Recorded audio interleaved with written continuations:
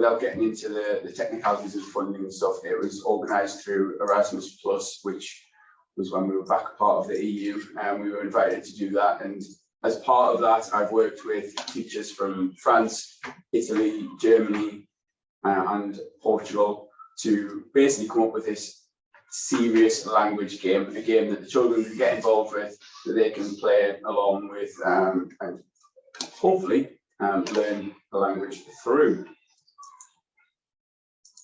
So if we look at what primary education has to offer in terms of MFL, I've conducted a fair bit of research over the last few years, a few surveys both in my school and in other ones in the local area, and I found unfortunately that it's not always prioritised in primary settings. There's a multitude of reasons for that.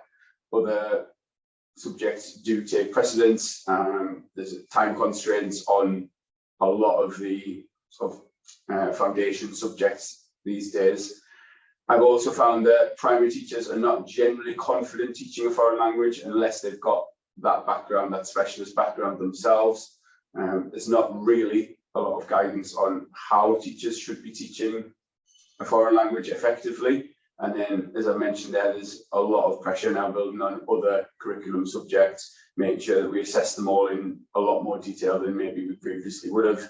And that then adds pressure that it's a subject you're not really confident in, teachers don't enjoy teaching it, and then they've got this added focus, added pressure of having to assess. I'm just going to take that as the first opportunity. Is there anyone that agrees with that or disagrees, or is there any other points of how you see French or whatever language it may be being taught in your school? If there's anything you want to drop in the chat, you can do that now.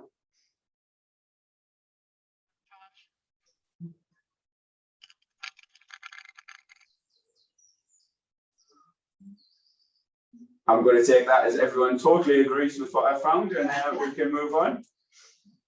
And we'll move on brilliantly to the national curriculum. Now, you can see here the aims, and I'm sure you're all very familiar with them, having read them back to front many, many times. And to be honest, I do agree with what they state. I do agree that this is what the children, or sort of how the children should be learning a language. It's given that progression. I'm not going to read them through word for word. You can obviously see them in front of you and check them if you need to. But what it doesn't necessarily do is provide any specific content of what should be taught. And I think that blank slate often puts teachers off. As I say, these non-specialist teachers, sometimes even within my school, teaching assistants end up being the ones teaching the language. It's sort of something added on at the end of the week when you find that spare half an hour.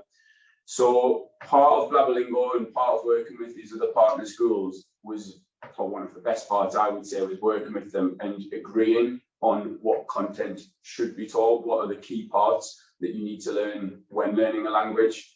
Obviously, a lot of those schools, they're learning their native language and they learn English from a very young age. So it was really interesting for me to see exactly how they do that. And it was also quite rewarding and refreshing to see that we're not too far off that in the way that we teach French.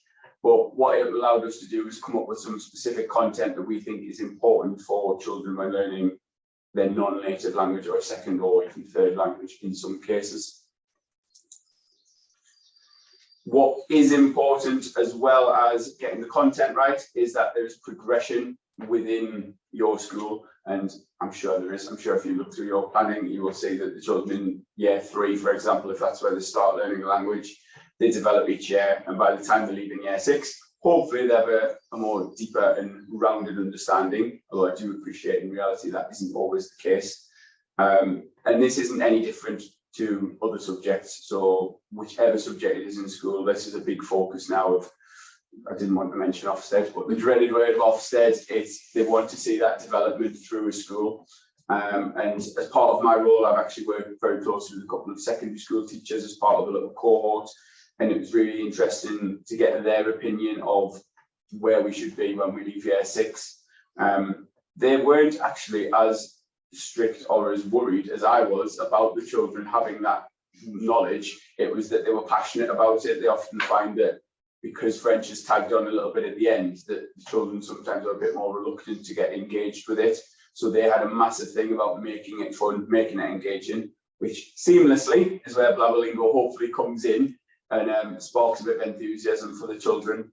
And the last little bit on that slide is just about not just the learning of the language, but also the culture as well, making sure the children are aware of certain French-speaking countries, if you do French, for example, making sure they know about the different nationalities. And I found that also ties in year 5 with a lot of the PSHE type objectives regarding sort of stereotyping and diversity, equality, things like that. It gives them that bit more detailed understanding of a different culture. And onto the game itself, and this is, I'm going to run through how it's set out. I'm going to show a little overview in a couple of slides time, and then there'll be an opportunity for you all to see exactly the game itself, basically see how it would work from a pick it up. Someone else is just joining, just give them a minute. See how the game would work itself, so you can see exactly what it looks like, how it plays through, and then I've got a little example lesson of how I've used it or how I've delegated it to be used in my school with my year 5s. So as you can see at the top there, the game's split into topics. There are 7 topics in total, and each topic has 3 levels, so level 1, 2, and 3, quite handily called, which provide that progression. So as an example, they would do numbers and colours.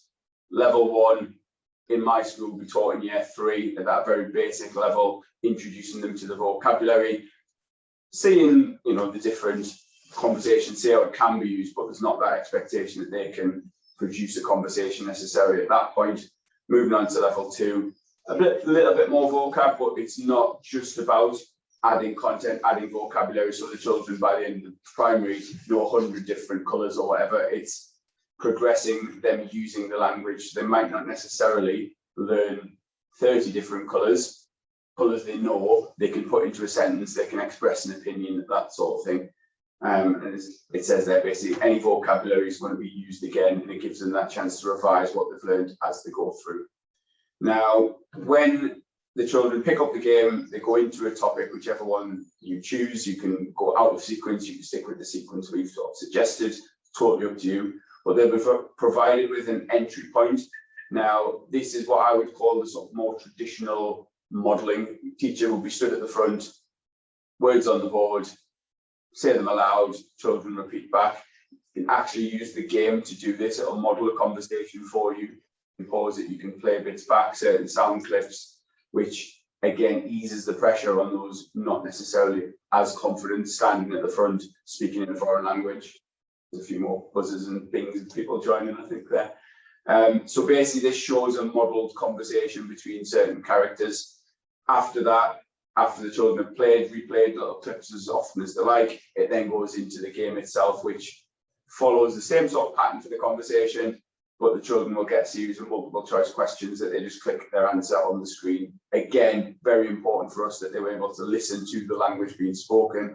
All of the languages in the game have been recorded by native speakers as well, to ensure that that pronunciation, easy for me to say, is accurate, and the children from that very young age, from their starting point, wherever that may be, are getting access to how the language should be spoken. And there is an overview, which probably could have summarised that whole slide a lot quicker than I just did, but you've got the 7 different topics there, each one split into the 3 levels. As I say, on that slide, they are just shown in alphabetical order, but when we go into the game, we'll show you what we came up with as sort of an introduction to a language and moving through. But as a teacher, you can pick that up as and when you think the children are ready, whichever topic you want to do. If there's one in particular, they would rather learn about items in school, for example, than games and activities or hobbies, then that's up to you. That's going to be your decision to do that.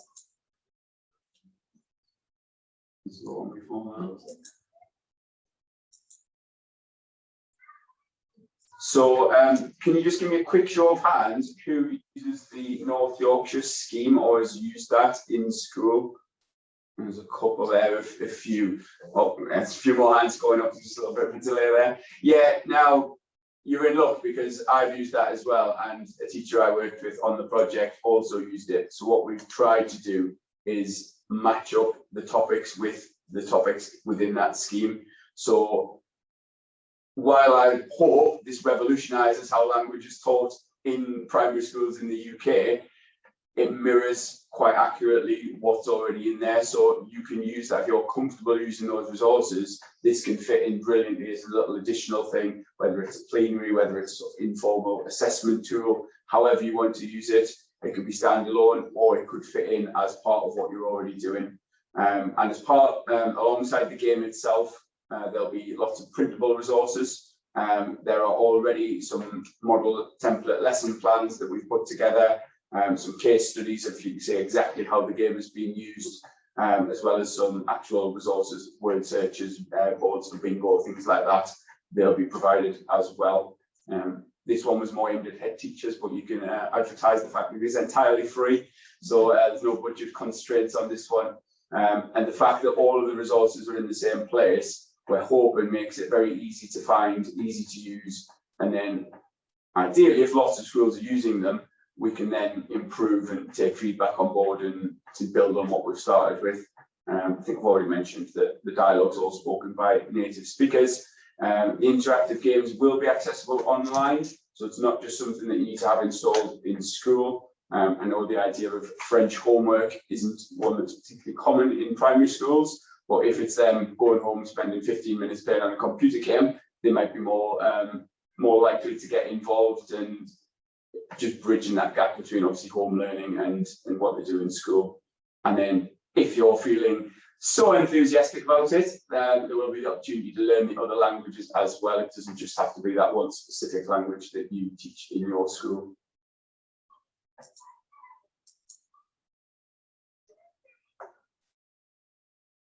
And as you can see, we've got on the next few slides basically how to play. So when they go into the game, you can see there you've got the native language, I speak, the target language, whichever language it is you're looking to teach. Make sure you click those, select the character. Each character got boy and a girl. There was a lot of talk of other genders and non-binary characters, etc. But we settled on a boy and a girl. And then once you click that character, you've then got the topics down the left-hand side. Select whichever one you like to do, and then moving on to the levels, and then getting ready to start the game. And that will basically take you through. So that's a little introductory screen of how to play the game.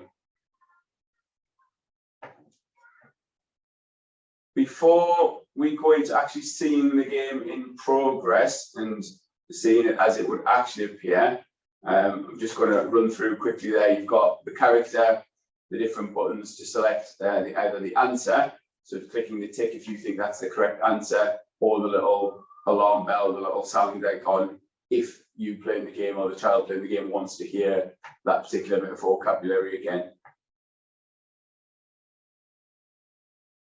And what I was going to say before I realised there was an extra little slide in there, is there anyone who has any questions or anything at the moment, or are you happy to go through?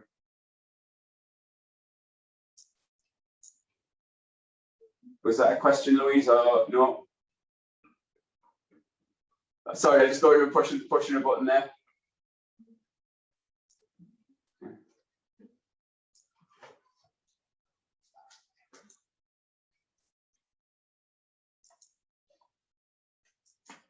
So hopefully this works from a technical point of view, and we'll be able to get the game itself. So you can see there, you've got the main menu, again, that native language. Now, before we sort of go through, obviously for the majority of children you teach playing this game, the native language is going to be English. If by the off chance you have a child comes from another country, an EEL student, for example, if they speak any of the other languages that we offer, you'd be able to select that as their native language, and then you could have English as the target language. So it has that extra use case potentially there. I know like further down the school than we would necessarily teach a second language. So if you just click along here, select through.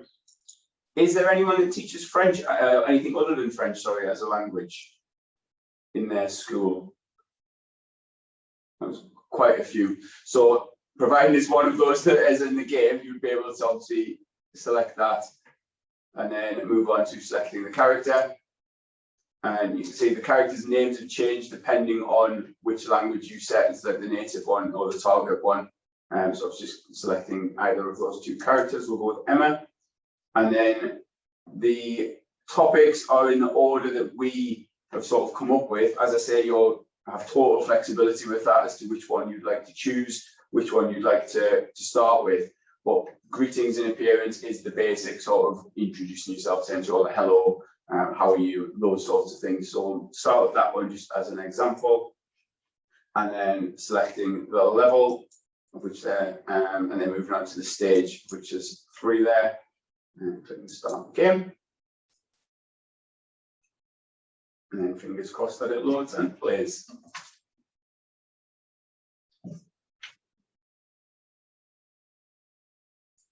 So yeah, so you can see there's the option to either click and listen to the sound again. Once you're comfortable with what that's said, what's been said, click the little tick icon, and that'll progress the game through the next part of the conversation.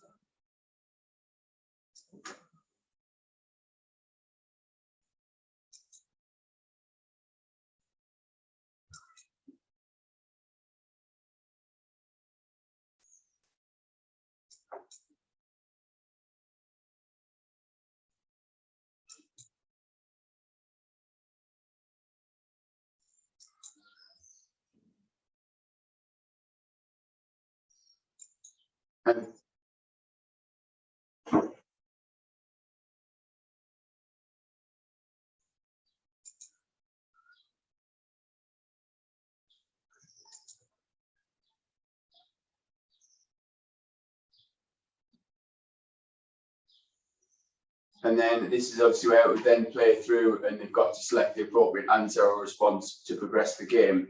But because of the nature of it and the way it's been designed, as a teacher, you don't necessarily have to be speaking the language, but obviously you could have a little cheat sheet of what the vocabulary actually means, what it means in English.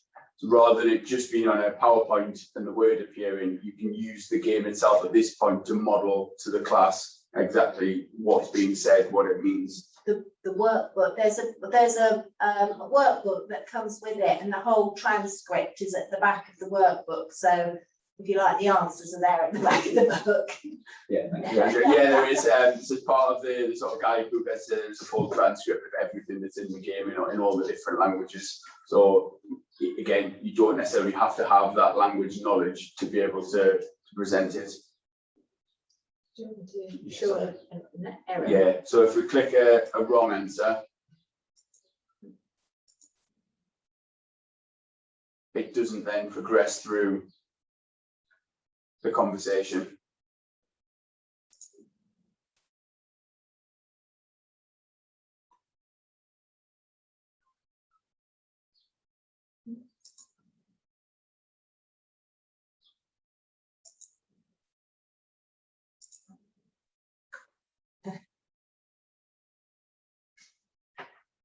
That's too small. Yeah.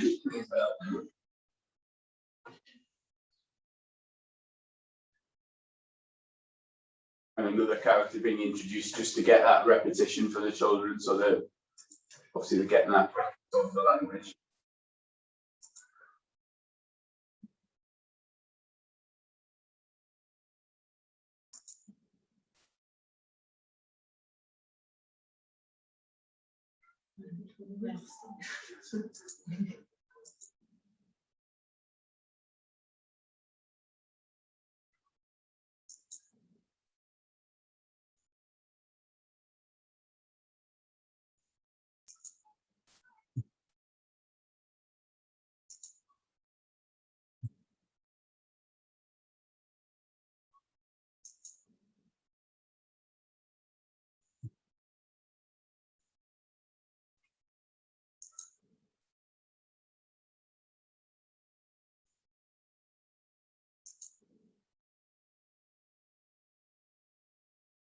And then once those conversations have been played through, obviously then take you back to the next bit to then select and go again if you want to progress.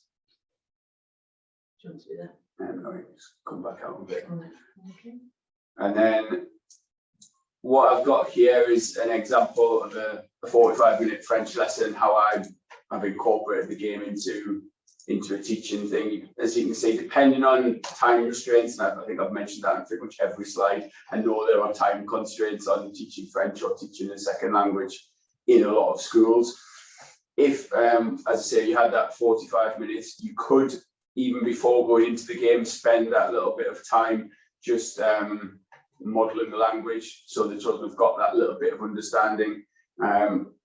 Depending on your device access, that whether it is something you're going to be using just on one screen at the front, whether it's maybe you've got enough class set of iPads or something like that that they can use in small groups. You could have a little carousel of activities where one group is sitting playing the game, the other's doing a word search, something like that, a written activity, a supervised speaking activity, whatever it may be. But there's this example. It's just basically, if you've got your interactive board, you've got Blabolingo at the front. This was an example of how I've done that with my Air 5s. So introduction, I've put 10-15 minutes on there. It doesn't necessarily have to be that long. This would be the old school traditional approach. Have the vocabulary at the front, saying it aloud, getting the children to repeat back, and then the example I've given, the children had already sort of done it, so it was a case of recapping what they'd learned previously. And then from there, I've then gone into the game, so you can see that entry point, the little conversation we've just had modelled there. I'm basically, as the teacher, picking out volunteers who can tell me the answer, who can repeat the vocabulary, having listened to the native speaker. And then I've put at the bottom, I've done this previously, but again, I know it's not always a realistic option. You could have the children having a little fill in the blanks activity, something where they're listening to the vocabulary, they're maybe picking out a word from a sheet or something like that and putting it into example sentences on an actual worksheet while you're doing that. Depends what your focus of that lesson is. Is it a reading lesson? Is it writing? Or is it just the speaking and listening side of things that you're focusing on? And then in this particular lesson, I was focusing on the writing. So it's then a case of, we use French books. We recently introduced that, so they're running through all of Key Stage 2 now. But this was one of their first lessons, so you can see by the date in September. But then it was basically the children using the game. We played the game, had that little bit of access to the language, and then they had basically depending on ability, some children copying up both the French and the English to ensure the spellings and things were correct. Some just had the French and they had to obviously translate into English what it meant. And it was quite an easy, nice opportunity for me to do a little bit of differentiation, a little bit of assessment as they're sort of going to see who's grasped it, who's exactly understands that vocabulary. And then they take their book through Key Stage 2. So by the time they reach year 6, they've got this bank of vocabulary, they've got this French work, this French book that they've got a bit of pride in. And hopefully, as I say, to then transition to secondary, they've got that bit more knowledge and a bit of, well, as I say, development or progression. And one of my class's favourite activities, one of the easiest, one of my favourites as well, because of how simple it is. They've got little laminated bingo cards, nothing else on, so I can reuse them depending on different topics. But if I get to the end of a French lesson and we're not playing bingo, they think they've done something wrong. They absolutely love it. So I think the second sentence on there, I've put simple but impactful. That's why I like it so much. That's how I think it complements everything we've sort of done and everything we've built with Blabolingo. So the lower ability, I've said the board might be partially, or they might get one that's up pre-printed, and how organised I've been in it that week and getting the lesson sorted. But basically, they're ready to go. They can recognise the vocabulary. I've put then middle ability. They might want to recognise, sort of write words in English. I'll be speaking and saying them in French. So even though they think they're getting a little bit easier because they're writing in English, they're having to translate and think, well, what's he said in French? What does that mean to what I've got? And give it a tick. And then a lot of my higher ability children, and I say higher ability, they're not always the ones I would consider to be higher ability readers or writers, but the ones who've got that passion for French, they want to show off, they want to show that they can write the French language straight away. So they've then got 9 different examples of French language that they've written. It might be copying out of the book, but they're actually showing that willingness to learn and that enthusiasm. And as I say, that's how I would use, that's how I have used it. It's how I would definitely recommend using Blabolingo as an activity within a lesson. It can definitely be used as a standalone one. If you have access to multiple devices where you could maybe send a little group of children out. We are fortunate in my school that we've got an ICT suite with 30 or so working computers. So I could take my class out and we could just spend 15 minutes playing the game, giving them that extra little access to learning the language that they wouldn't necessarily wouldn't have previously had. I think that is about it from me.